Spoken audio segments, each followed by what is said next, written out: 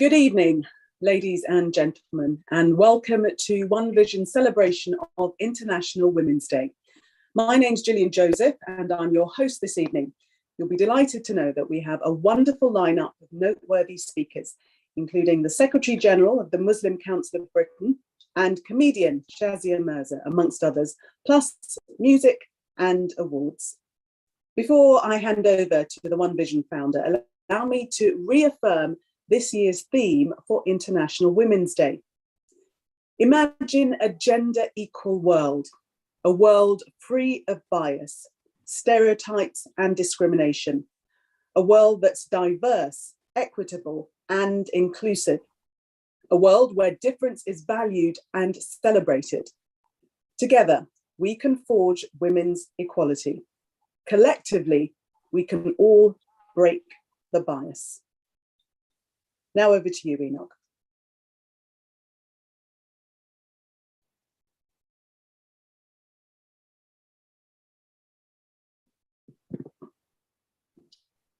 Enoch, you're on mute.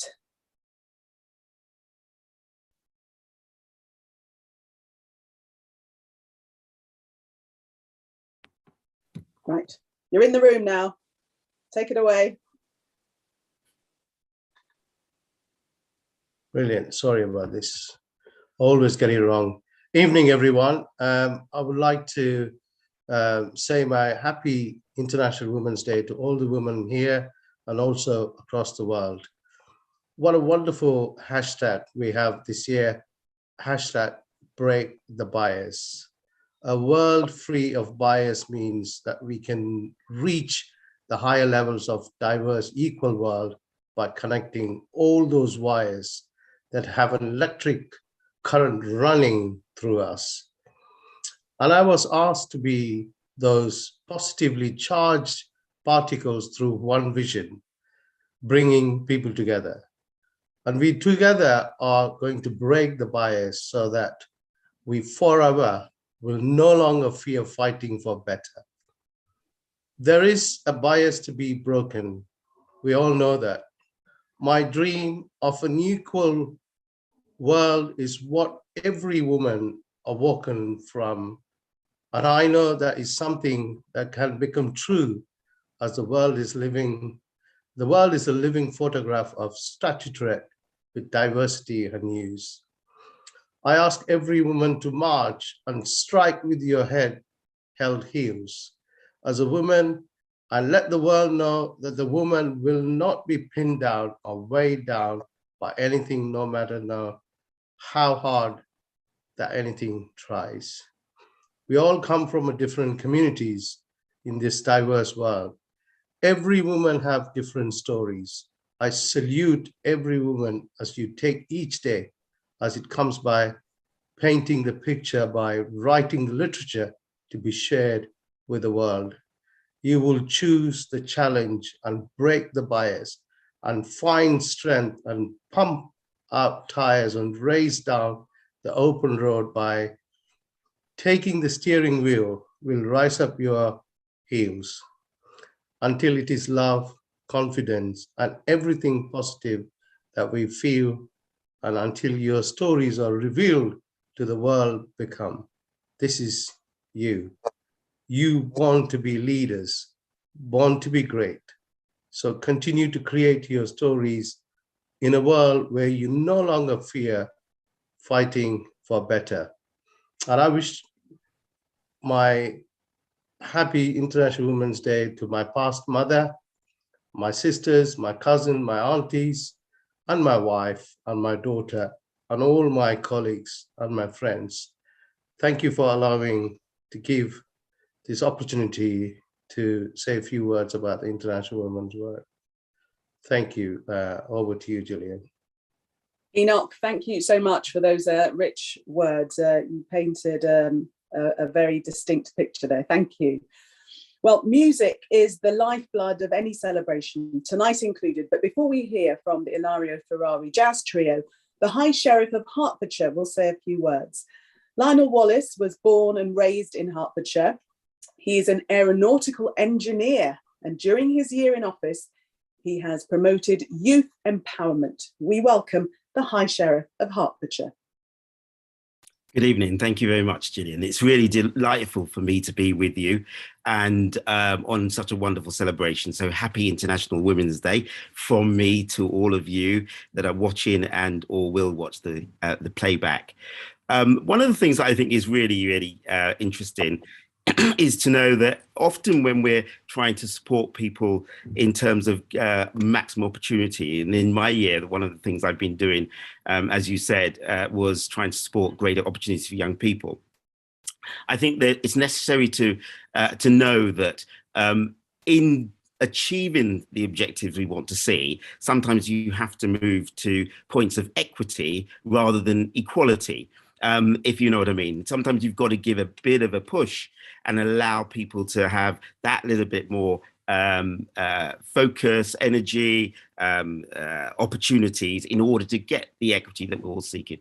And I think that in my lifetime, I've seen tremendous opportunities opening. There's much more work to be done. But the international nature of today's celebration is really interesting because I think you look across the world and you see certain cultures that are more advanced than others in terms of allowing women to take the place that they, they deserve and that they have, etc. And so one of the great things I think about tonight is to look at that international element and see where the challenges are in encouraging people from diverse cultures to aspire to things that they see. And I think a lot of that obligation comes to the great women that are on this call and others that might be listening to say, actually, it's really great to sign out. I come from an aviation background, an aviation industry background. One of the things I love to see is more women test pilots. Anybody on this call? Yeah, there you are. More women test pilots, because we've struggled, we've challenged to get women into engineering. It's changing. There's lots of that. There's great women pilots that are flying in the airlines now. Less ladies, being the sort of Tom Cruise's test pilot things. But sky's the limit. Everything is available to people, I think, that that can lead. And one of the things in finishing, I would say, is it is important. I've seen it in my own life. I talk to young people. It is important for people to see people that they can associate with. So never draw back from, allowing yourself to shine and shine well, because somebody's looking at you and needs that encouragement. So I hope that the evening will be a tremendous success. I'm sure it will. And I wish all of the international ladies that are listening to this a very, very happy celebration. Hi, Sheriff. Thank you so much. And I'll give you a heads up. I'm going to put an aspiring young pilot in contact with you. So there you go. I look forward to that. Be expecting a call. Thank you so much. Now, the Illario Ferrari trio consists of Illario Ferrari on piano, Katie Patterson on drums, and Charlie Pine on double bass. Illario is an Italian-born pianist, composer, and educator who moved to the UK after winning the Working with Music Scholarship in 2015. Illario has collaborated as composer and pianist with numerous ensembles, including the Letchworth Sinfonia, the BBC String Players, and the On Danube String Quartet, to name just a few. Charlie Pine on double bass grew up in Hitchin and was heavily involved in the local music scene through the Hitchin Light Orchestra and Herts County Music Services before moving to London to study in 2005. Charlie regularly performs in renowned venues and has played with artists like Yaz Ahmed, Noel Langley, Nigel Hitchcock, Bridget Baraha, Shirley Smart, and many others. Katie Patterson on drums is originally from Nova Scotia, Canada, and has won several awards, including Best New Talent. Jazz writers often praise her for her drumming. Katie has performed at the Wembley Arena, Ronnie Scott's, the Queen Elizabeth Hall on South Bank, and the Roundhouse. Now, just before we enjoy their performance, Charlie and Katie will share some thoughts on their music journey.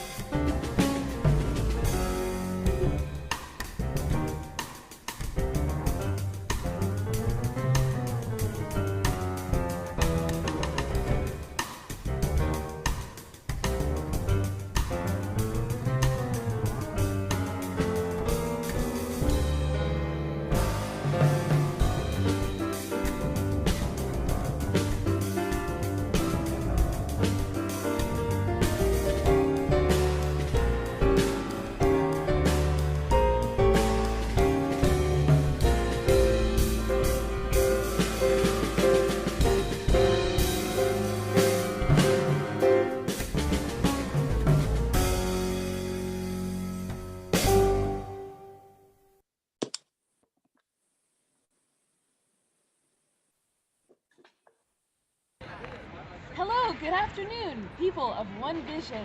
We're here at King's Cross, enjoying the lovely sunshine, and I'm here with Charlie Pine, and we are 2/3 of the Illario Ferrari trio, and we're here to answer some questions that you submitted about life and music. Let's hear one from Illario. How did you get into music and specifically jazz? I had some really good teachers at a young age that exposed me to jazz and improvised music and lots of different styles of music. And as soon as I heard jazz, I was just really excited and felt like that was my thing. So, Charlie, what, if any, difficulties did you experience in your formative years and since? I think when I was at music college, there were very few female instrumentalists. And I think that I actually got inside my own head a lot and got a bit of a chip on my shoulder about it. But I think the thing to realize is that everyone is just as insecure as everybody else. So when you're studying, you got to try and keep that out of the way and then just get on with doing the very best you can by yourself. Thank you. And then, Charlie, again, what do you enjoy about being a successful female jazz musician, and what would you eventually recommend to anybody who would like to do this career? I like being called a successful female jazz musician. See? I'm enjoying that a lot.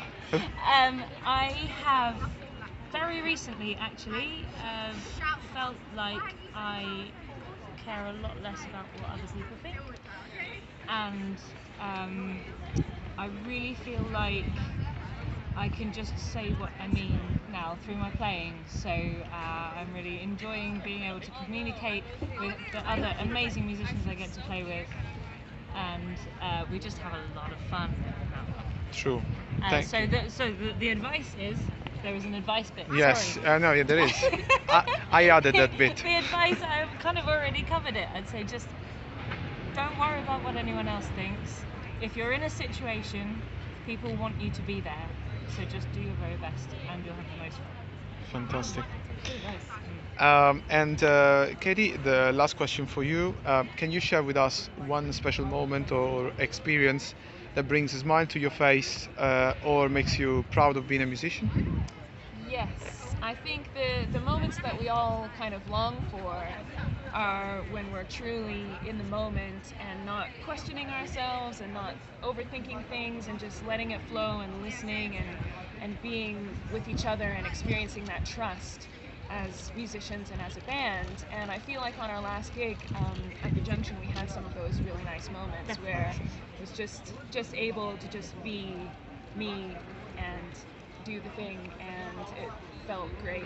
And those moments feel very rare, but then when you get one, it's like gold, and then you can hang on to it for a while until you get the next one, and it kind of keeps me going. Oh, fantastic.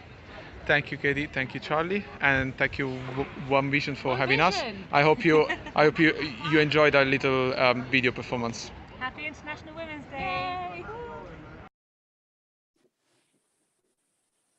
Thank you. We did enjoy that performance. Thanks again to Charlie and Katie and Illario, the cameraman there.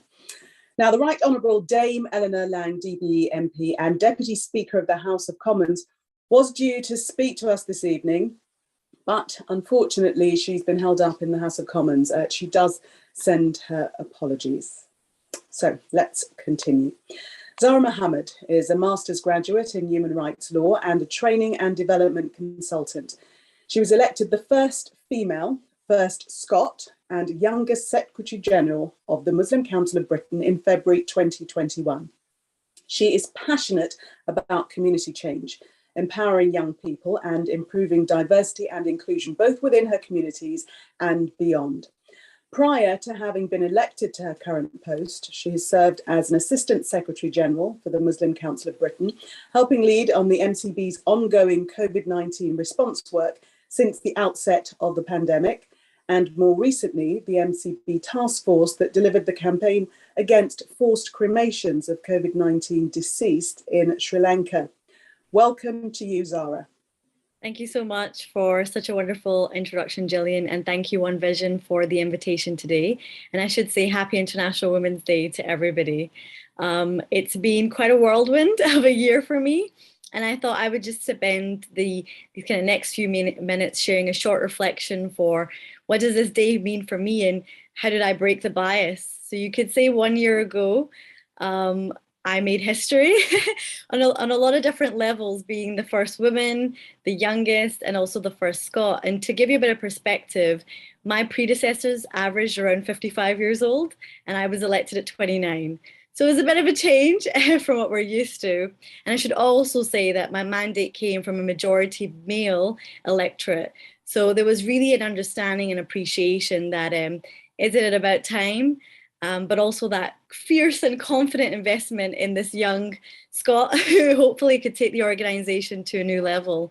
And 1 year on, I would just say that, you know, it has been such a roller coaster. In that first week of being elected, there was international attention. I was averaging around 9 interviews a day, and people were just so fascinated and interested. But at the same time, there were parts of the media or segments of society that just thought, she's just a token, she's just a puppet, she's not really going to be allowed to lead. I can quite confidently say I'm in charge, don't worry. But what I really found is that in my journey so far, in some ways I had to push back on the narratives that were spun around me of who I could and couldn't be and the kind of leadership a Muslim woman could do, when in fact, I represent, you know, such diverse communities, but also young people.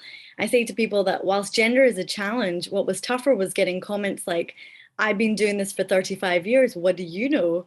Or being the youngest person in the room, as well as the only woman. And this whole idea that, you know, we really want to empower our young people, but when they're in the room and speaking, how seriously do we take them? And so in my very privileged position, I was so grateful to have received the honor of being featured in Vogue's 25 Most Influential Women, to be invited to the G20 Interfaith Summit. And I share those because it wasn't an aspiration of mine to be featured in Vogue.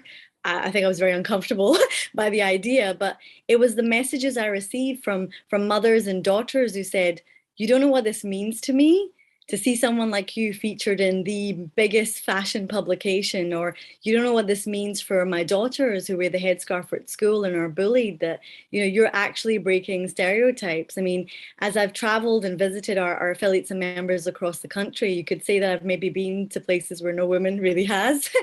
And I've engaged with all sides of our demographic, from more traditional and conservative to more liberal and whatever else. And what I say is that I'm not a woman in a leadership role, I'm a national leader. And as such, my kind of agenda for change is about inclusion and diversity, making young people feel that they have a stake in the future. 50% of Muslims in this country are under the age of 25. So what do I say to our institutions? Well, you better make way. If we're going to be fit for purpose, then you need to make way. And I said that in Bologna in Italy, when they were talking about all these grand things, and I probably should have been part of the youth delegation that was sitting at the back. And I said, well, I'll tell you what the issue is. Our institutions haven't changed, and they're not accessible. They don't communicate in the way that we understand, and they don't really get the issues that we're going through and the concerns that we have. So if you really want to reform and you want to create a better global world, then let's let young people in at the table as part of the conversation as equals, not as subordinates or nice to haves. And certainly in the year that I've had, you know, it's been a real, I guess in some ways as a leader, I've learned to be more resilient. We've had crisis situations. I've had to deal with 10 p.m. meetings on a Sunday. What are we going to do? Response to Muslim communities, increasing Islamophobia, COVID, mental health. And through all of these journeys, I always think to myself, sometimes it's not really what we do, but who we become in that journey. And what I aspire and what I really hope is that I'm not just a leader for British Muslim communities, but just a good leader that really endorses that for all of our societies to be better, we've got to have great shared partnership. And I think International Women's Day is a celebration of not just women as women, but women as leaders, as influencers, as change makers. And for all of us here to know that we are stronger if we work together. And we can only be stronger if we do work together. And I say that, you know, I come with all humility as a leader who wants to serve and to learn, but at the same time, one who will be taken seriously, because the office that I occupy and the mandate that I have is a strong one.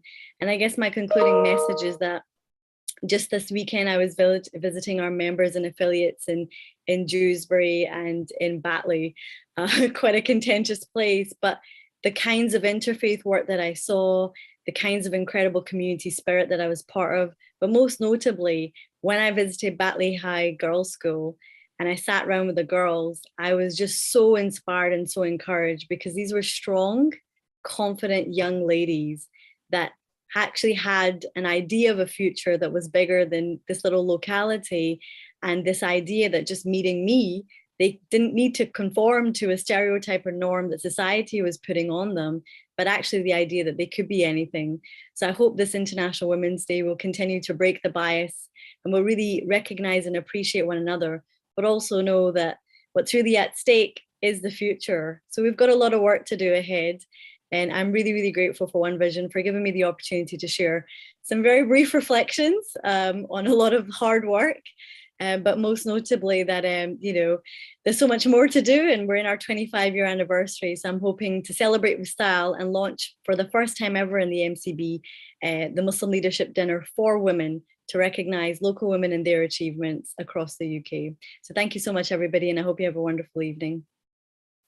Zara, thank you so much. A couple of the comments and feedback for you coming in. Zara, you're a true inspiration.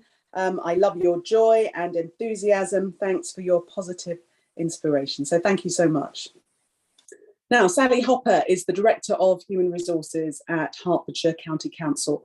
She has a Master of Science in Strategic Human Resource Management from Nottingham University Business School.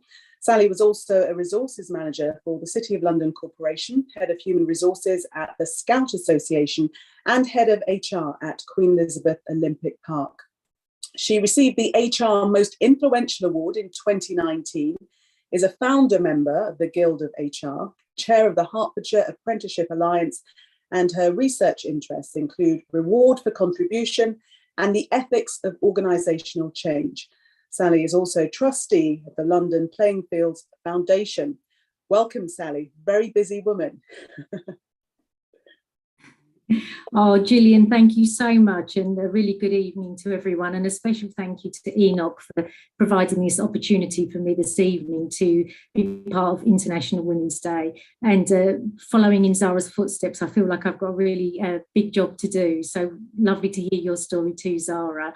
So I just wanted to focus on breaking the bias and just share with you why I spent all those years in HR and all those years studying to do HR.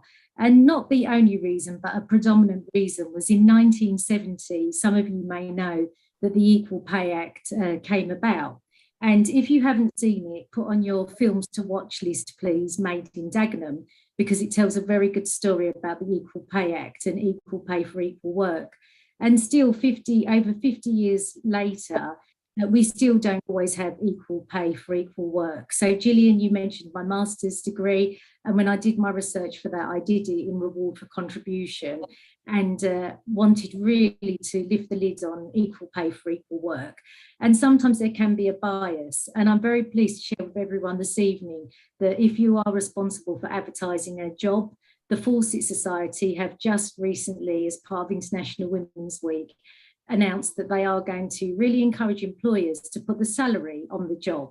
And you may think that's not that significant, but it becomes very significant when one considers that women are less likely to have the skills, Gillian, to negotiate a pay increase or negotiate higher pay. So it can be said that women will always, if we're really going to break that bias, is doing everything we can to make sure we do get equal pay for equal work. And the second motivation for me going into people management was because I grew up with my mum and my dad, And my mum was a very clever lady, but she stopped working once she had children because she had to. She felt she had to. But then what she did was a whole portfolio career of cleaning, cutting grass, gardening jobs, any spare job she could get, basically, to bring some money into the house.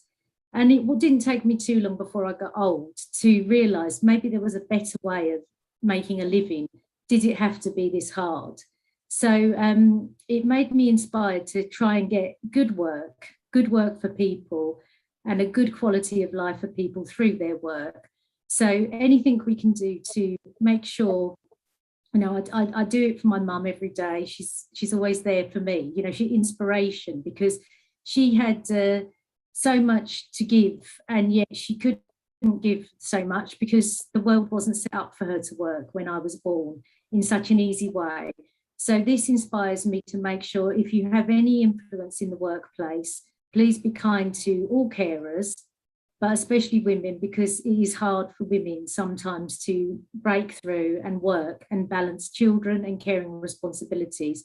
And it does tend to be women that are more likely to be carers. So let's think about that this evening as well, in helping to break that bias. So Gillian, thank you so much for giving me the space this evening to give those two messages. And I hope it gives people some things to think about as we celebrate International Women's Day and break the bias. Absolutely, Sally. Definitely food for thought there. An equitable workspace for women is what's needed. Now, Shazia Merza is an award-winning stand-up comedian, actress and writer. She's best known for her stand-up comedy, The Kardashians Made Me Do It, together with her articles in The Guardian, New Statesman and The Daily Telegraph. Merza read biochemistry at the University of Manchester and then achieved a postgraduate certificate in education at Goldsmiths University of London. Before beginning her career in comedy, Merza was a science teacher at Langdon Park School and later attended Rose Bruford College, where she studied acting. And I have interviewed Shazia before. She's been on the Sky News set. Very funny lady indeed. The virtual stage is yours, Shazia. Hi, hello. Thank you for inviting me to do this today. My name is Shazia Merza. I hope I said that correctly. No, please don't be offended if I've got that wrong. I'm not used to pronouncing foreign names since Brexit. But I'm a comedian and writer, and I was Britain's first female Muslim stand-up comedian. I was the only Asian woman doing stand-up when I first started. And there were very few women, and it was mainly men. And I had expectations from everybody. Because there was a lot of attention on me, I was expected to be hilarious immediately. I wasn't allowed to develop. I wasn't allowed to fail. I had to be brilliant all the time. When journalists interviewed me, they wanted me to answer questions about 9/11. I wanted to do stand-up comedy. Promoters wanted me to talk about being a Muslim woman. And then when I did, other comedians would say, all you do is talk about being Muslim. Other comedians, they weren't asked to talk about Wetherspoons or Primark. I was always asked to comment for all of my people who, by the way, didn't want me representing them. And so it was very difficult in the beginning. Once I remember doing a routine about Primark, and afterwards, when a journalist reviewed me, he wrote, "What a waste of a good Muslim.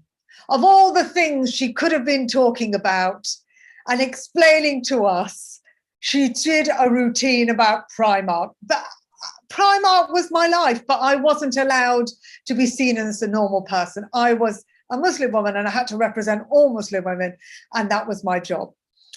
And it was strange for me because when I was growing up, nobody on TV ever looked like me. My dad always used to say to me, hurry up, get downstairs. Trevor is on the TV. Because Trevor MacDonald was the closest thing to an Asian woman at the time. And so I grew up thinking I was Trevor McDonald. I thought I was a black man because that's what I could, that's the only thing I could relate to. Nobody looked like me.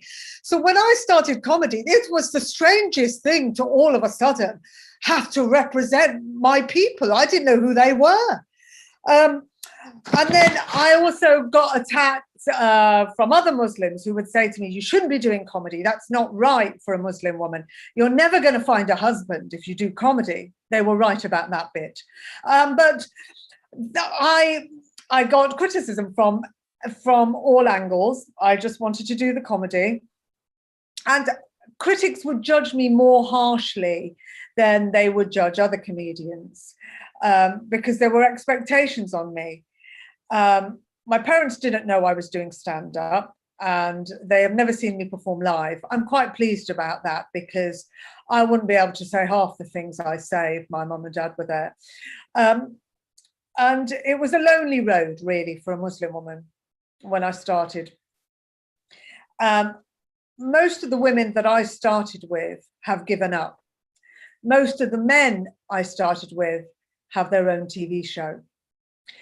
The audiences were sometimes shocked and nervous to laugh at my material. My material wasn't shocking, it was my life. But people were scared and they were nervous to laugh at it because there had never been anybody like me before. So they didn't know, is this right? Can I laugh at this? Should I laugh at this? And they didn't want to be seen to be laughing at a Muslim woman. So audiences' reactions were also very difficult for them and for me. But the only reason I'm here and I'm still doing comedy is because I carried on. And carrying on is the most difficult thing to do, especially when you're the only person doing this, you're the only person that's like you doing this. Maybe you're odd, maybe you're strange. There aren't a lot of women before you or after you that are doing what you're doing. So it's a lonely road, but carrying on is the most important thing.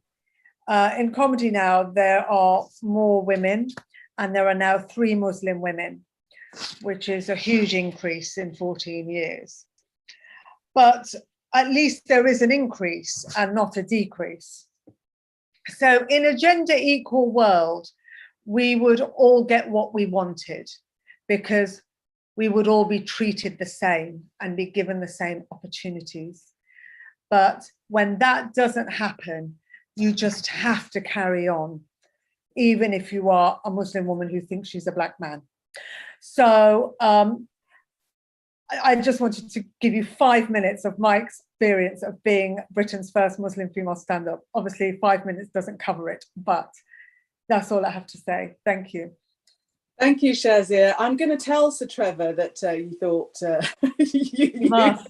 You must. I am. I've got him on my bedroom wall. He was my idol, so I claim him first. I just wanted to quickly ask you, because I know that you did stand up wearing the hijab. Now, that brought a lot of flack to you, I know. Do you still stand by that decision? Was it the right thing to do? And why did you do it? Well, at the time, it was after 9/11. So it was in about 2001, 2002. I was doing a character, which was basically my mum. It was a Muslim woman, and I was wearing the hijab. And this was before there were Muslim women on TV baking cakes. I mean, so people weren't familiar with the woman in the hijab, and they related this to the Twin Towers, and that was their image. Muslim woman in a burqa, in a hijab, Twin Towers. Oh my God, this is really serious, and this is terrorism, and this is, it wasn't fluffy kind of baking cakes and happy like it is now. You find that association. And so it was really shocking to people. And I think it made it harder for me as a stand-up because they'd see me coming on stage and they wouldn't want to laugh at whatever I said. And it made people nervous. And people didn't know how to react. There's a lot more women wearing hijabs in public life now, just generally, not just on TV, but in the House of Commons and just around. People see that a lot more now. After 9/11, it wasn't so common. And I think it didn't help me in comedy. And actually it made me just want to be myself. So I took that off and I just started doing stand-up about whatever I wanted to do. And when people didn't get, like journalists and other comedians and promoters, when they didn't get what they wanted from me, they just ignored me. And so when I started becoming successful and getting on TV, I was then ignored because I wasn't what they wanted me to be. But like I said, the one thing I did was carry on, and you have to be true to yourself and never mind what people want. It might take you longer, especially if you're a person of color, it will take you longer. But ultimately, you have to be who you really are. And that's how you want people to accept you. You don't want to feel like I was made to feel, I'm only getting on TV because I'm Muslim. I'm only getting on this panel show because we need a woman in a hijab. I'm only getting on this comedy show because they need a woman. I mean, they did that. They do that now. They will do that in the future, but it doesn't make you feel good about yourself. You want to get where you're going based on your own achievements. Shazia, thank you so much. A good example of resilience. And I hope I don't fall into that category of ignoring you or asking you to talk about stereotypical subjects, because we had you on to review the papers. So I hope I get a tick for that. I'm not one of those journalists. Now, Karen Holford is Director of the Children's Ministries, Family Ministries and Women's Ministries departments in the Trans-European Division of the Seventh-day Adventist Church. Karen has a Master of Arts in Educational and Developmental Psychology from Andrews University, Master of Science in Systemic Psychotherapy from the University of Bedfordshire, and Master of Arts in Leadership from Andrews University. She has written books, resources, and training materials. Welcome, Karen, please. Thank you. It's lovely to be here tonight, and happy International Women's Day for you. I'm surprised and delighted to be here. When Enoch asked me, I was like, why me, really? I'm a family therapist, and it's amazing to hear all the great things the women that we've heard so far are doing, like in the wider community. And as a family therapist, I tend to focus on breaking the bias and bringing peace into like tiny everyday relationships and making a difference there. But I know that the women who are making a big difference have practiced and learned how to do it in the little places. And there's a tiny story, thousands of years old, that has inspired me and helped me to understand the power of being a bias-breaking micro peacemaker. We might call the story Beauty and the Beast. The beast was called Nabal. He was famous for his foolishness. He was surly, mean, aggressive, and disrespectful. And the beauty was Abigail, his courageous and long-suffering wife, who was famous for being kind and wise. And there's also David, a mighty man waiting to be king with several hundred followers to feed. And David's men have spent a few months camping in the area, helping to protect Nabal's servants and flocks. And it's time for a community celebration. David's a bit low on supplies. So he sends a messenger to Nabal with a polite request for some food for his party. The message is really nice. It couldn't be nicer. It's cheerful, friendly, respectful, positive, invites Nabal just to share a bit of food with him. But Nabal reacts rudely, ungratefully, and disrespectfully. He refuses to share even a slice of bread with David and his men, even though he knows David will be the king in the future. And we have no idea why Nabal chooses to behave like this. He's clearly having a very bad day. And the problem with treating others rudely, insulting them, and being ungrateful and mean is that our words, our tone of voice, our facial expression, our gestures will probably trigger a negative reaction in the other person. Because whenever we sense a threat of any kind, our brains become alert to danger and they try to protect us. And when David receives Nabal's rude reply, the injustice of his ingratitude triggers the worst kind of response in him. David vows to take his men and kill every male in Nabal's large and wealthy household. David has times when he can manage his emotions really well and be very self-controlled, but he's having a tough time today. His friend and mentor, Samuel, has just died, and he has hundreds of hungry men to feed. And on top of all this stress, Nabal is the last straw. So David is gathering his men for the attack when Abigail hears the story of these two angry men. Now, Abigail is wise, and she's been married to Nabal long enough not to waste any time reasoning with his angry foolishness with so much violence at the door. She gathers all the party food she can from her store cupboards, loads them onto donkeys, and sets off to intervene in the most effective way possible, this bias-breaking micro peacemaker. She initiates the peace process, and she meets David on the path and stops him in his tracks. And she kneels down at his feet, humbly, vulnerably, and she speaks warm and positive words of blessing. She knows in her head, somehow instinctively, that this will lower his aggression. It will break down the barriers. It will make a welcome gateway into his heart. She gives him the generous gift of food and appeals to his better nature. David, I know that you're really wise and good, and one day you'll be the king, and you really don't want this blood on your hands, on your historical records. Choose to live with a clear conscience.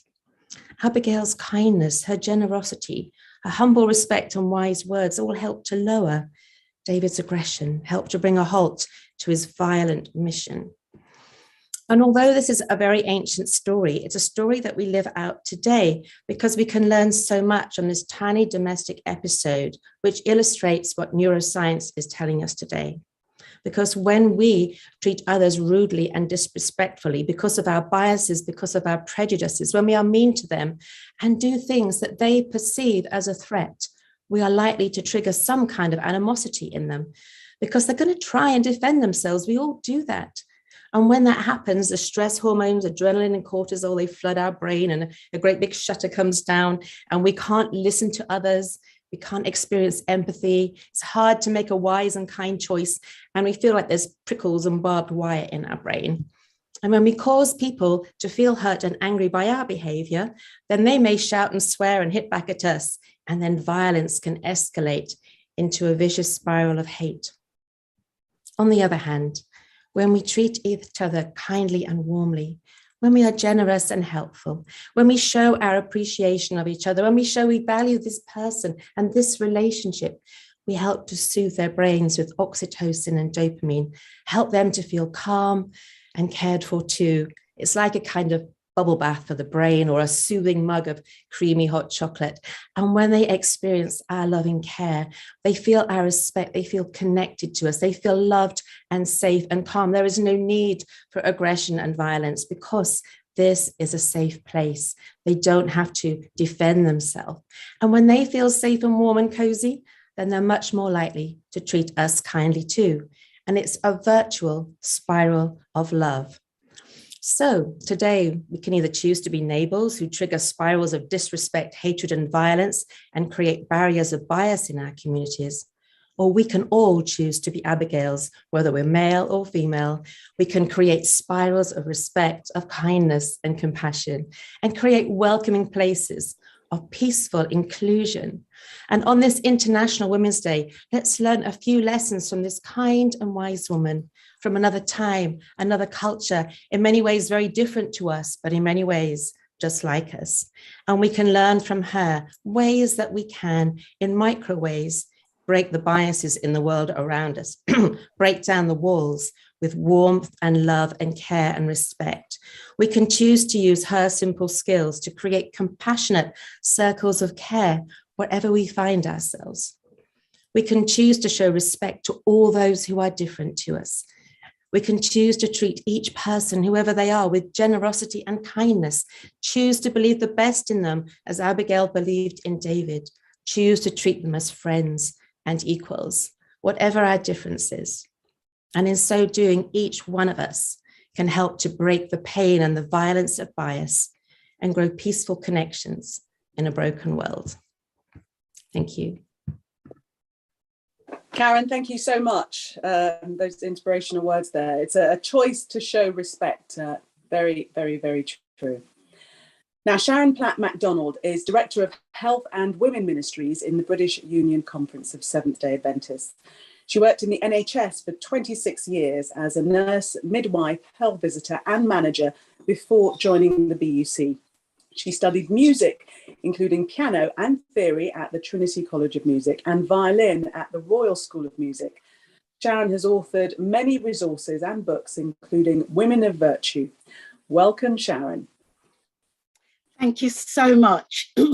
It truly is an honor to be on this platform with so many inspirational speakers. And this evening, I just want to focus on the challenges and the changes that keep us pressing forward in order to break the bias. Now, looking back over history, from suffragettes to supervisors, from revolutions to rights, from struggles to successes, we know that women have been striving for decades for an equitable and inclusive existence, void of discrimination, stereotypes, and biases. Now, it is this determination that has paved the way for International Women's Days like today. Now, in my work, when addressing issues of inequity and discrimination and bias, I've centered it around three key areas: organizational structures and appointments, experiential narratives, and personal commitments for change, with things that we can do as individuals. And I want to just briefly highlight an example of each of these in the next few moments. Now, recently during a leadership workshop that I conducted, I gave out an exercise which I'd put together, asking attendees to think about the women they knew in leadership positions and then answer the following questions. I like posing questions. Firstly, where were the women placed within their organizational hierarchy? Secondly, what were their positions in terms of job titles and roles? And thirdly, what were their parameters, i.e. the scope and impact of that role? Now, the varied, as you can imagine, the varied responses and narratives were both enlightening and diverse. But to be fair, I was encouraged by what I heard in relation to the number of women in leadership positions, particularly in comparison when I did a comparative analysis with, say, like 10 years ago. But yet, when matched against the number of men in leadership positions in the same organization, I came away with a clear understanding that there is still much work to do. Now, following my workshops, I usually feed back to the organizations the outcome of the sessions, including recommendations and sometimes a charter that I've encouraged the attendees to write. Thereafter, it has been absolutely rewarding, I must say, to receive communiques informing me of the subsequent improvements, simply because we wrote a charter and we presented our recommendations. So what about personal testimonies? Well, personal testimonies have been really, really powerful. Hosting various seminars and discussions with women in leadership over the years, I continue to hear the disparities in terms of how females are treated. Now, common threads in the experiences that women have shared with me are some of the following. One female director states, "When I put forward a point, it is often overlooked. However, when my male colleague presents the same point, it is viewed as a good idea." A female manager said, "I noticed that my requests are often denied, whereas my male counterparts are granted the same requests." And yet another woman in leadership shared, "My voice is not heard when my male associate speaks." That's sad. Now, with permission from the various women and all the workshops I've done, I've captured women's experiences or experiences like these in articles published by the organizations where these women work. And this has enabled an acknowledgement of prevailing deficits, confronting behaviors that create an inequitable workforce, instigating relevant training, and producing action plans for better gender equality. And it has been heartening to see some of the changes. You know, although we continue to see bias against women across all genres of society, yet the major milestones and achievements has to be celebrated. And it is this that is the catalyst for instigating hope and possibility thinking in our young ladies and those who will come after us. I'm really, really keen about, you know, putting that out there that we can be the stepping stones for change. Now, in terms of personal commitment to change, each of us participating on this platform this evening is making a positive statement. Yes, we are the voice of the future. We're the stepping stones for change. We are challenging on this platform mindsets that influence narrow thinking, demeaning speech, and negative behaviors. And, you know, even casual speech sends messages that influences how our young girls see themselves and build their confidence. Now, Sheryl Sandberg said this: next time you are about to call a little girl bossy, say instead, she has executive leadership skills. I thought that was really good. And, you know, words are so impactful. I remember in my secondary school, my form tutor saying to me, "Oh, Sharon, you will never be a nurse. You're far too sickly." I was quite sickly going to school. But then I listened to the other voice, which was a form tutor who looked like me and said, "Sharon, the sky's the limit." And when I graduated from the Nightingale School of Nursing St. Thomas's, top of the class, that was a stepping stone for me to change my mindset, because I'd had so much negative thinking and I didn't think it was possible. And so finally, I want to share one action that we can engage in to break the bias. Now, there are so many national and international agencies that campaign for the equality of women and girls. Organizations like Compassion, World Vision, and Plan International, who sponsor a girl project, is making a significant impact on the lives of females globally. Now, these organizations exist to equip vulnerable girls to reach beyond their limiting circumstances of poverty, discrimination, and cultural restrictions, giving them choices and power over their future. Now, over the years, I've sponsored girls overseas really in order to augment the scope of their existence and enhance their life opportunities so they can realize their dreams, accomplish their aspirations, and achieve, even excel in their goals. And the young girl I'm currently sponsoring, albeit facing challenges, current challenges today, she will have a better chance of survival tomorrow. And who knows what she may accomplish. Perhaps she may turn out to be a campaigner for the rights of women, like Malala Yousafzai, who as a teenager in Pakistan became a human rights activist, advocating for the rights of women and girls and worldwide access to education. And Malala survived an assassination attempt in 2012, yet she bounced back to continue her activism. That was amazing. I was so inspired by that. And may the voice of such young women never be silenced. As I conclude, the words of Malala is both timely and impactful when she said, "I raise up my voice, not so that I can shout, but so that those without a voice can be heard. We cannot all succeed when half of us are held back." Wow, powerful words, wouldn't you say? Tonight, we also echo these sentiments.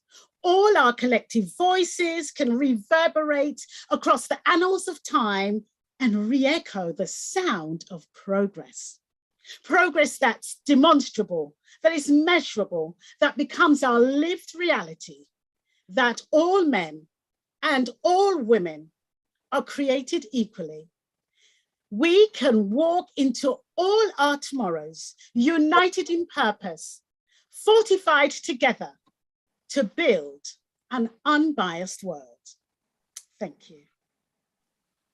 Sharon, thank you so much. You can't hear the applause, it's silent, but people are clapping. Thank you very much. Inspirational words there. And yes, drawing on that example of Malala is really key. And it's wonderful that her story has been completed. She's now a Cambridge graduate, I think, and she's now married, you know, she's gone on to have a fulfilling life following from the discrimination that she received in her home country. Thank you for that, reminding us of that story. Now, in addition to celebrating women tonight, we'd like to recognise their achievements There are 7 awards. The first is the Leadership in Public Service Award, and it will be presented by Scott Crudgington, the Deputy Chief Executive and Director of Resources of Hertfordshire County Council. Thank you so much, Gillian. It's my absolute pleasure and honour to be asked to present this award this evening and be amongst so many inspiring female speakers and award recipients. I'd like to give my particular thanks to Enoch and to everyone else at One Vision for putting on this celebration and inviting me to present the Leadership in Public Service Award to someone who has worked tirelessly to improve the lives of our residents, and that's Christy Thacker. Christy has been with us here at Herts County Council since 2004, and she has championed community-based care services throughout this time. Now, as our head of community and people wellbeing, she leads our voluntary and people assistance cell, and it's proactive and enthusiastic in working with community groups and partners to deliver services for the people of Hertfordshire. In particular, the pandemic brought significant challenges, and Christy was pivotal in supporting and then leading on Hertfordshire's multi-agency response to volunteering and people assistance to tremendous effect. Through her determination and passion for helping others, she brought together partners and colleagues in a county-wide effort to provide food, medication and support to people who were shielding or were extremely vulnerable. On top of this, Christy has been vocal in advocating for the uptake of the COVID vaccination in our BAME and underrepresented communities. And this has led this element of the vaccine inequalities programme in Hertfordshire. I cannot overstate Christy's role in our pandemic response, and we at HCC are all extremely proud of the difference she has made.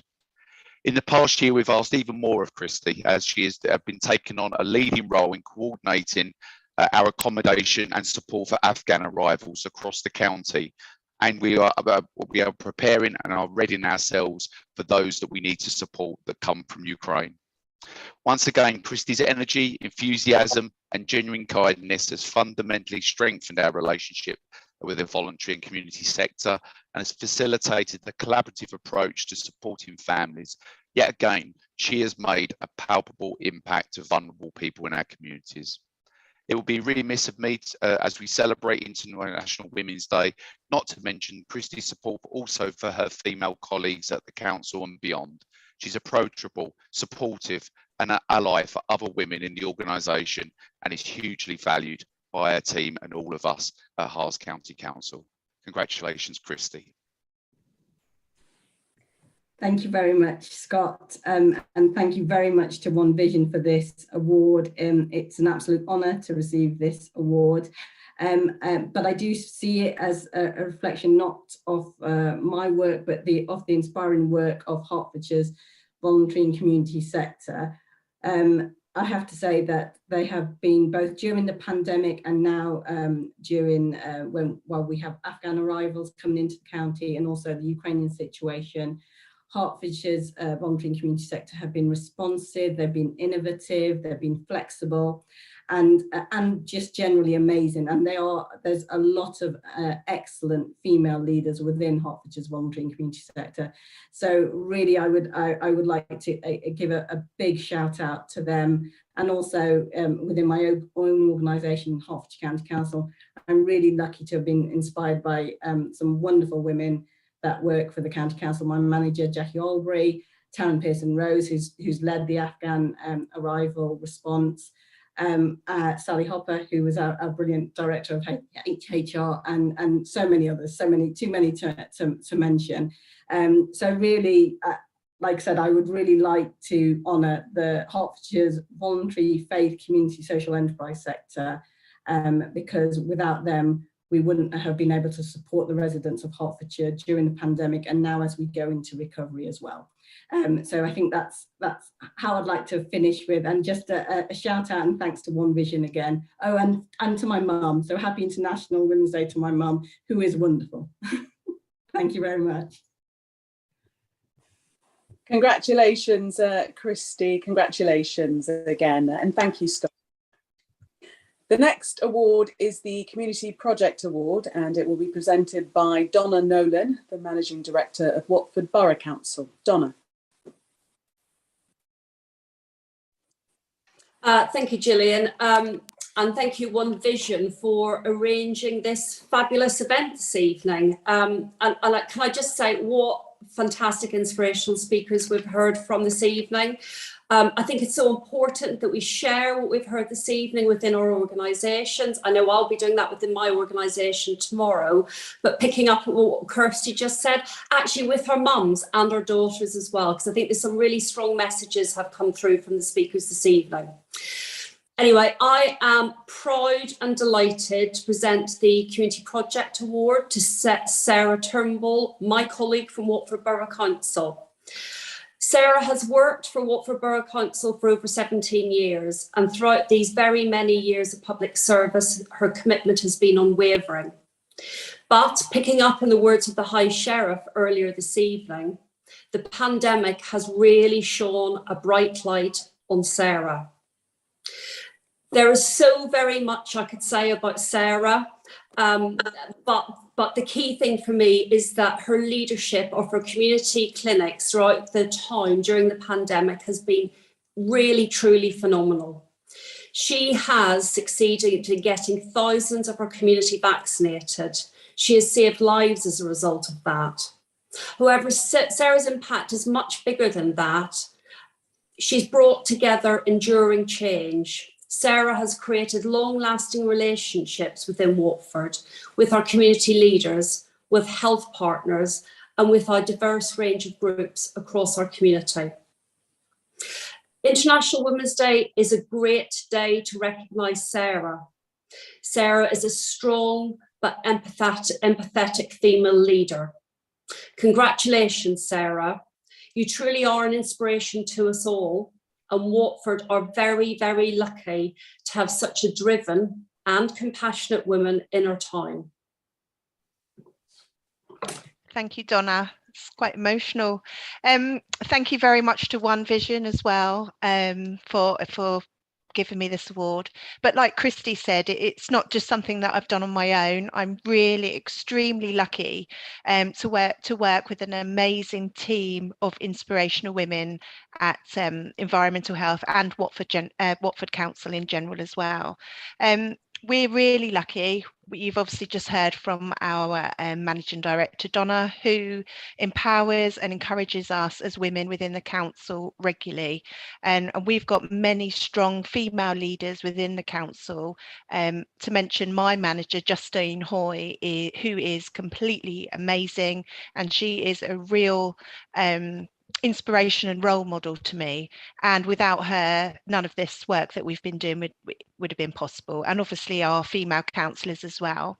It's been an absolute privilege and an honour to have served our wonderful diverse residents of Watford with our COVID response work during the COVID pandemic, and again a real privilege and honour working with various community, religious groups, the NHS and many different partners. And I think that the pandemic has been truly awful, but through this, we have to take all these positives, new community contacts, and it has been a real privilege and an honour. So thank you very much. Thank you. Sarah, congratulations again, and thank you, Donna, for presenting the much deserved award. Now, the third award is the Innovation Award, and it'll be presented by Councillor Mark Watkin. Well, good evening, everybody, and I am also delighted and honoured to be invited to give this award.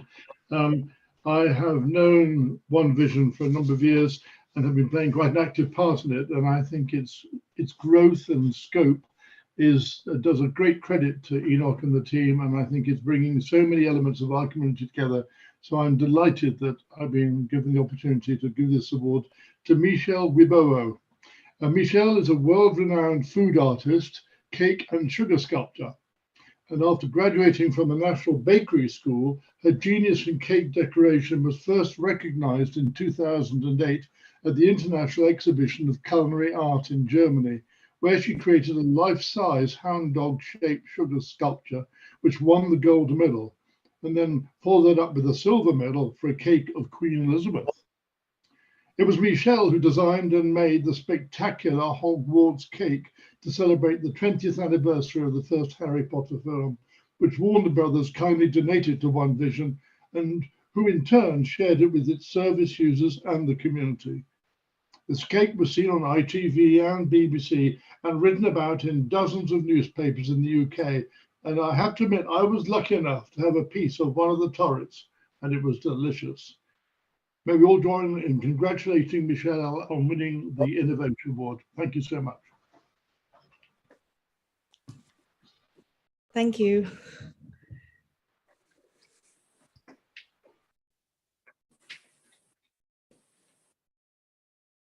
Oh, Michelle, I thought you might want to say a few words.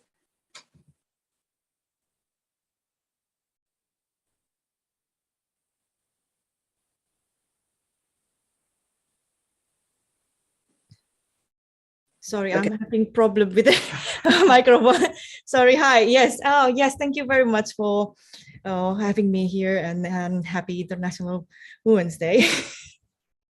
Congratulations again, Michelle, and thank you, Mark, for presenting. Thank you. The next award is the Community Service Award, and it'll be presented by Aga Dyson, the Deputy Mayor of Watford Borough Council. Good evening, everyone. I recall that last time we saw each other face to face, Enoch and the whole team in 2020, just before the pandemic started. I remember that it was a lovely evening, and it's a tradition now that when it's International Women's Day with the One Vision, we have Watford Women's Day, which is lovely.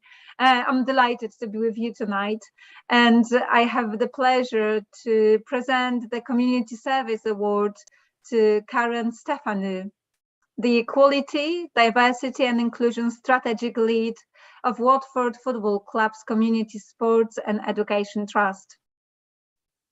Karen has a Bachelor of Art honored degree in PE and sport from University of Greenwich, and prior to joining Watford Football Clubs, she was athletics development officer at Chelmsford City Council and club and coach support officer at England Athletics. Karen's commitment to equality, diversity and inclusion is born of action much more than words. It is said that Karen has the ability to see past the norm and make positive changes for others, a testimony to her selfless work ethic. Two recent examples of Karen achieving successful outcome is equality in LGBT History Month and in organizing and hosting the Ramadan Cup. Congratulations, Karen. It well-deserved award. Yes, congratulations to Karen on that award. Karen isn't able to be with us this evening, sends her apologies, but I'm sure that her certificate will be hastily put in the post for her, and she will be very grateful to receive it. Now, the fifth award is the Individual Achievement Award, and it will be presented by Dean Russell, the Member of Parliament for Watford. Thank you very much, Gillian, and may I say thank you for inviting me tonight. One Vision is very close to my heart, and I know that the work that goes on from the perspective of being a trustee is phenomenal, and I have to thank Enoch and Harjit and the team for this evening.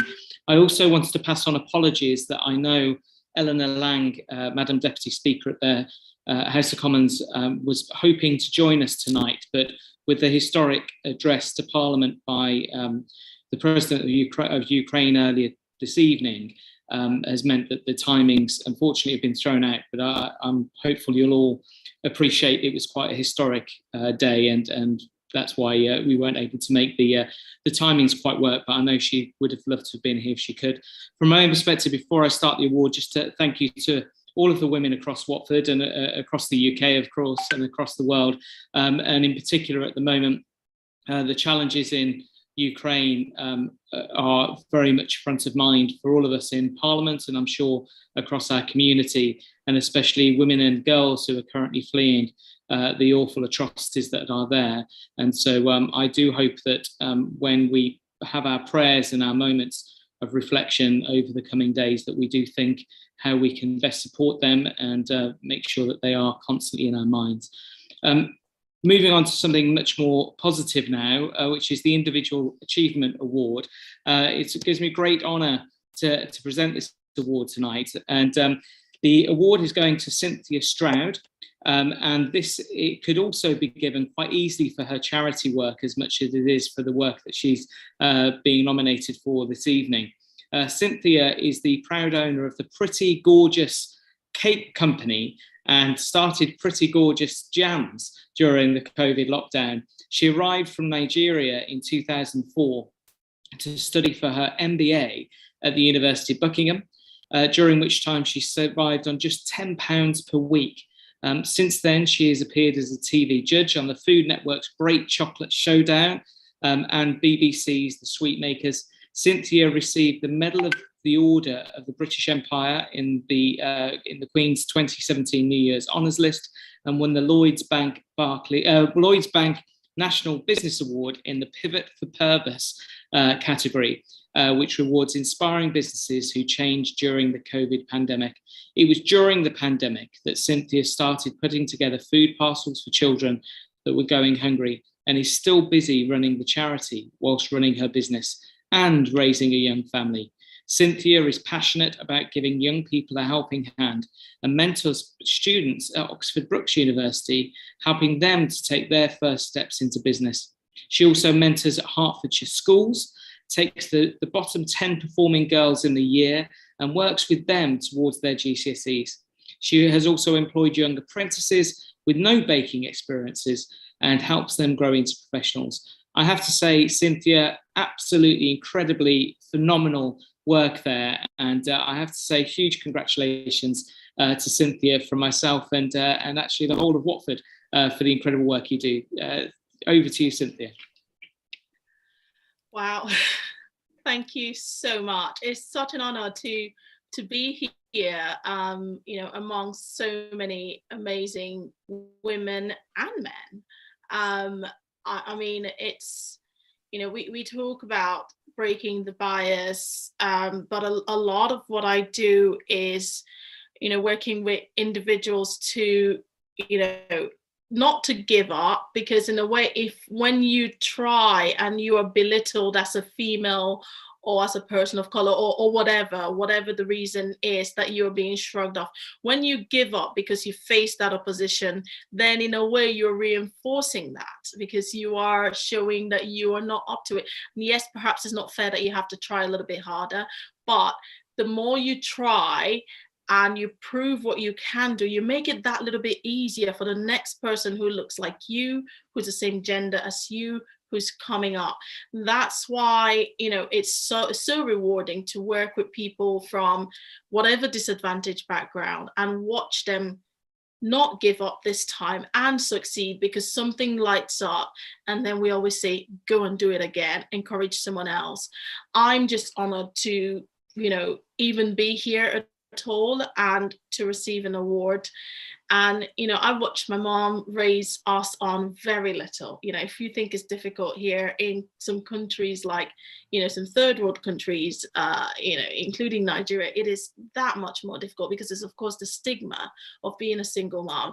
And I try to empower my daughter, say you can do it, but you're not better than the male, you are just as good. You have something different to offer, because it's not a them and us. It's just teaching that it doesn't have to be a struggle. Everybody contributes something. So thank you so much. Thank you. Cynthia, congratulations again. I'm a bit upset that this is a virtual event because I haven't taken any of hint, hint, hint. We can make that happen. That's what I want to hear. Thank you so much. Thank you. Thank you. The award is the Faith in Action Award, and it'll be presented by Councillor Asad Khan. Thank you. Can I thank One Vision for hosting and inviting all of us to quite inspiring meeting.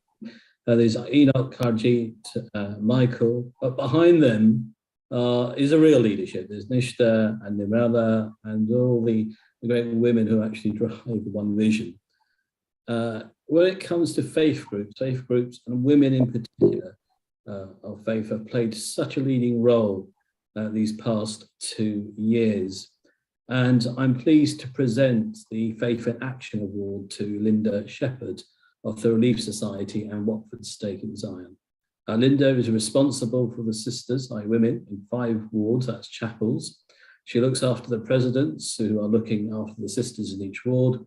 She also leads various efforts like the Afghan Children's Christmas Presents, where she led a team successfully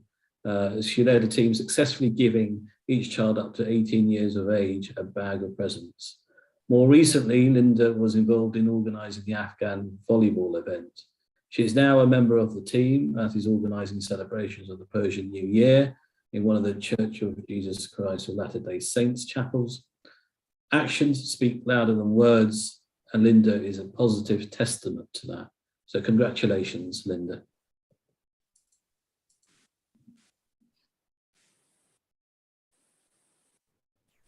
Sorry, just finding my microphone. Thank you very much, and just thank you. It's just been so lovely to be here with all of you and be part of this evening. I'm in awe of all the things that we have heard this evening and just wonderful messages. I am very privileged to serve in my church community. It's the Church of Jesus Christ of Latter-day Saints. And as you rightly say, we have a women's organisation called the Relief Society. And next week, on the 17th of March, we celebrate our 180th anniversary. And I'm thankful I'm not quite 180 years old, but I'm getting close, I think. But as a worldwide organisation, we're all celebrating, and as part of our celebration here in the Watford area, we've particularly been encouraging all of the women to look outwards into the community. We're very good at looking after each other, but now it's time to turn outwards and really be aware of those around us. And I've been really excited about the connections that have been made by each of our individual congregations as they've connected with the community. And next Sunday we'll be celebrating those connections that we've made. But as you've all said, I mean, behind me there's loads of other people. I know personally, I haven't experienced a lot of the bias that has been spoken about this evening. Sorry, I'm going to get emotional. But I am surrounded by women who are, and not just women, but men as well.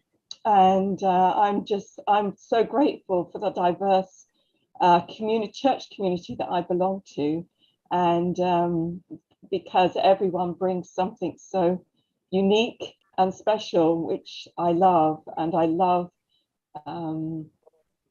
being able to draw on everyone's experiences, because we all can help each other, especially during these difficult times. And just like to thank you all again, and happy International Women's Day, and thank you to One Vision. Thank you very much.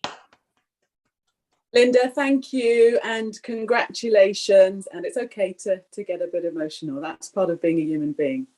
Thank you, Councillor, also for presenting the award.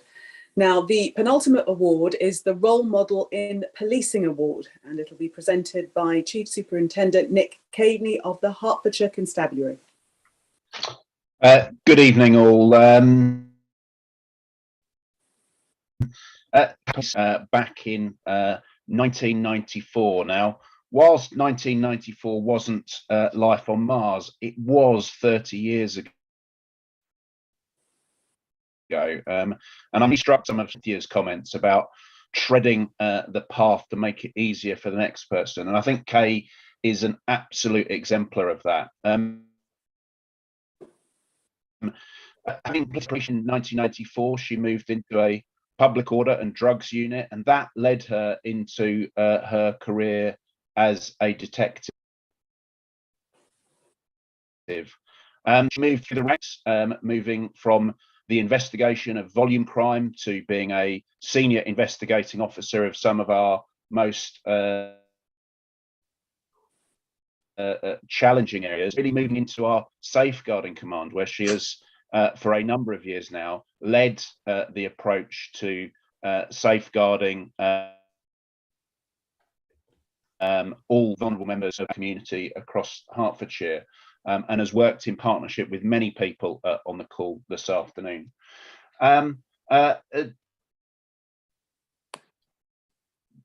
Lastly, colleagues may recognise Kay from the ITV sort of fly-on-the-wall documentary Married to the Job, where she was an SIO,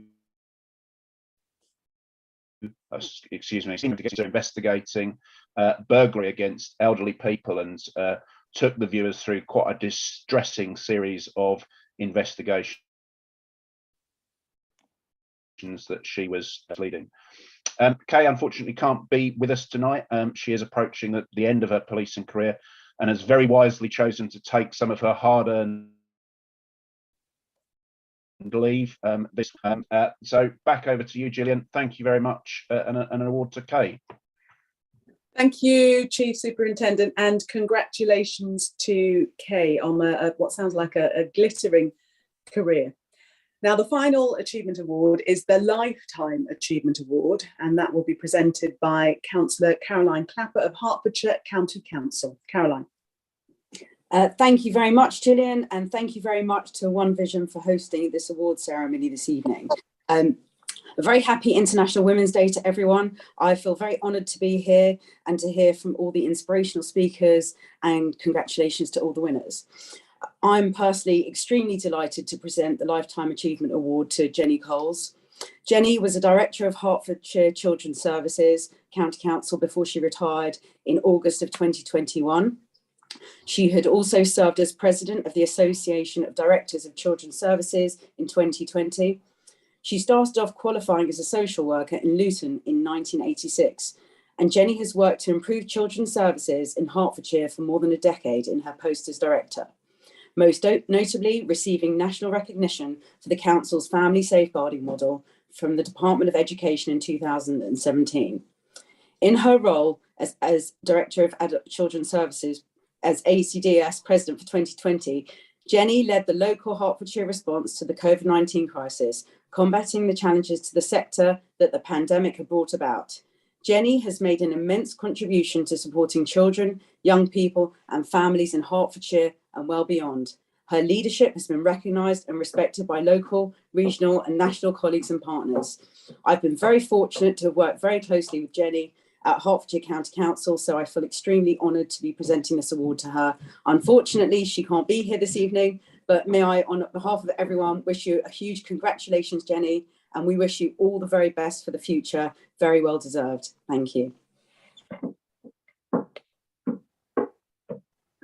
Thank you, Caroline, and congratulations to Jenny. Now, just before we conclude proceedings and we hear again from the Illario Ferrari Jazz Trio, let's hear from Harjit Singh, the Chair of Trustees of One Vision. And Harjit is connecting from India, so fingers crossed it all goes well. Harjit, are you there? I am indeed, Gillian. Thank you very much. It's a pleasure to be here tonight as well. And yes, I'm actually in Punjab today, and it's just let you know, it's 3 minutes to 1 o'clock in the morning here. Oh. So it's a real privilege to be with everyone here tonight, and it's just remarkable to hear all those stories of those people that were actually receiving an award today.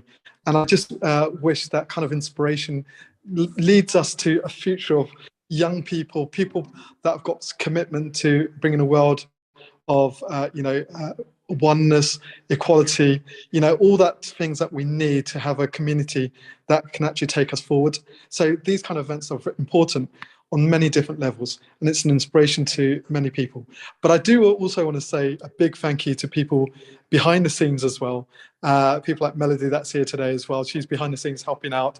Also, great work that One Vision as a team have been doing as well. So a big thank you. But I think for me, on a personal level, if I was to look back on my life, who actually inspired me, it was actually my grandmother.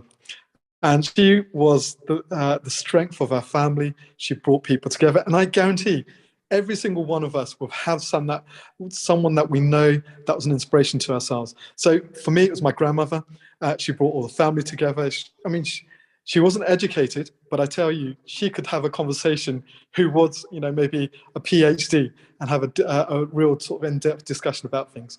So each one of us look at our own lives and to actually see the kind of people, the women that actually really inspired us to be what we are today. So a big thank you. And, hopefully this time next year as well, we'll be having this event again, because I think we've shown a commitment for the last couple of years, and hopefully it'll be face-to-face rather than virtual.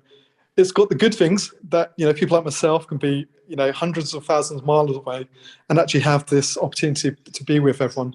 But hopefully, a one-to-one where everyone will get together and we can celebrate together as well. So Gillian, again, thank you for yourself as well presenting today.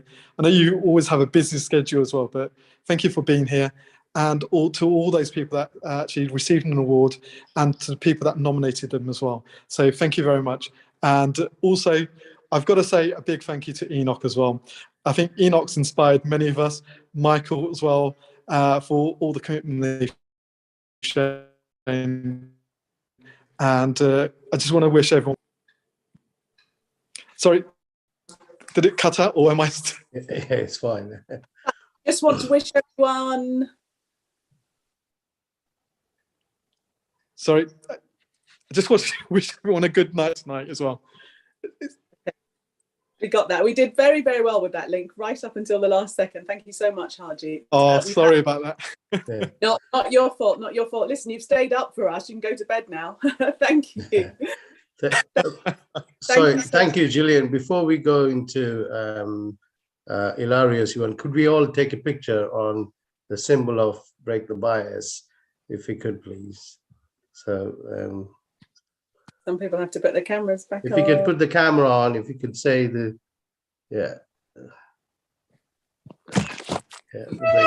just give a couple of minutes if you all can come on. Thank you. Thank you so much. You didn't do it though, Enoch. Well, I've got the camera on my hand. Well, I can do it now. We need a remote control. You have to take a screenshot, Enoch. Oh, is it? Oh, Yeah. I'm not an aeronautical engineer. Anyway, listen, thank you, everyone, for a terrific evening.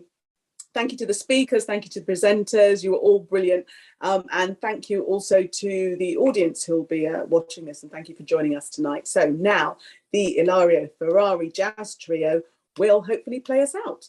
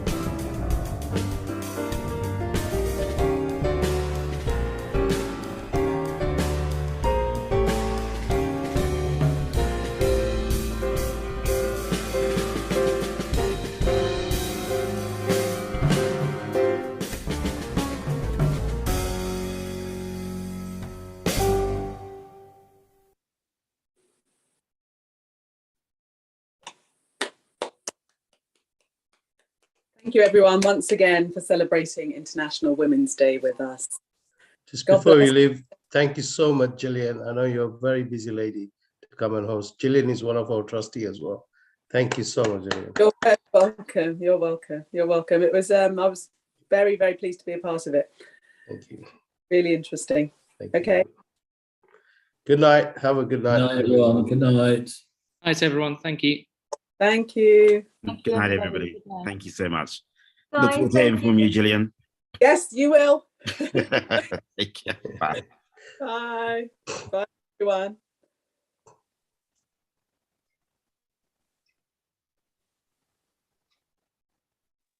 Well done, Enoch.